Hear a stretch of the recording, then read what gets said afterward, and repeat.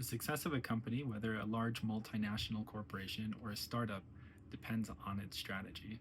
And with my first startup, I didn't realize that we had our strategy wrong until 10 years after the fact.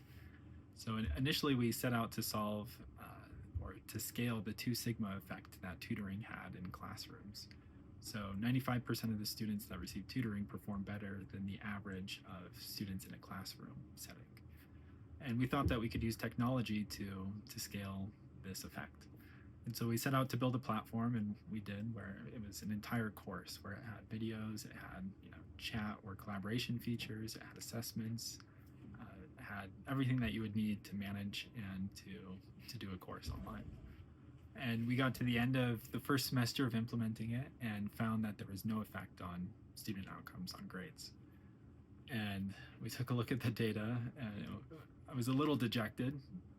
However, we took a look at it and we found that the students really loved the assessments and they felt that it was helping them.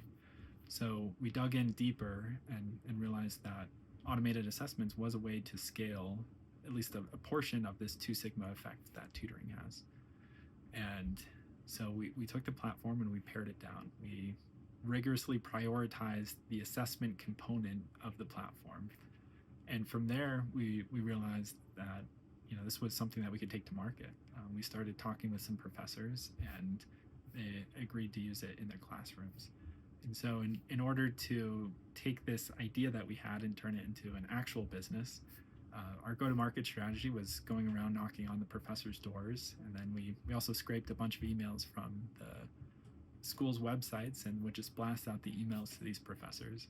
And we had a number of classes that implemented our assessment technology. And at the end of the first year of doing business, we took a look at the numbers, and it just wasn't enough to sustain the the company to continue. And so we tried pivoting with a few different ideas, but ultimately the company shut down.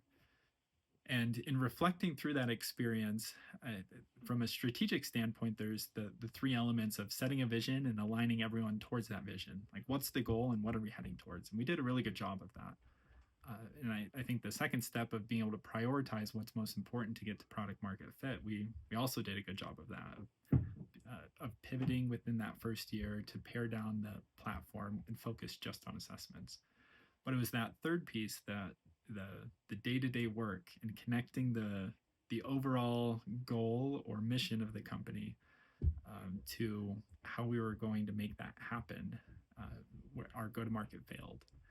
And it's really that third element that requires that expertise and that knowledge. And that's why so many founders in their 30s and 40s tend to be successful, is because they've done it. They've seen the playbooks that have worked, especially in their fields, and they can connect that vision with the actual execution of the company.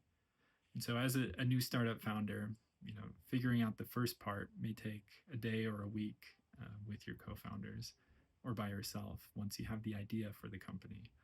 Setting the priorities may take a little bit longer. Sometimes it takes a few months, could be even a year or two. But that third part, knowing what to do to make that vision a reality, is the hardest part of strategy. And so if you're a new founder or doing this for the first time, making sure that you have advisors or co-founders that can spot the gaps in other areas. If you're strong in product, having a co-founder that's great in the go-to-market, and then vice versa. It's a really important aspect for the success of the strategy of the company. So with that, keep going and reach out to people that can help you. Be glad to talk with any founders that are looking for advice or help in setting their strategy and making that a reality.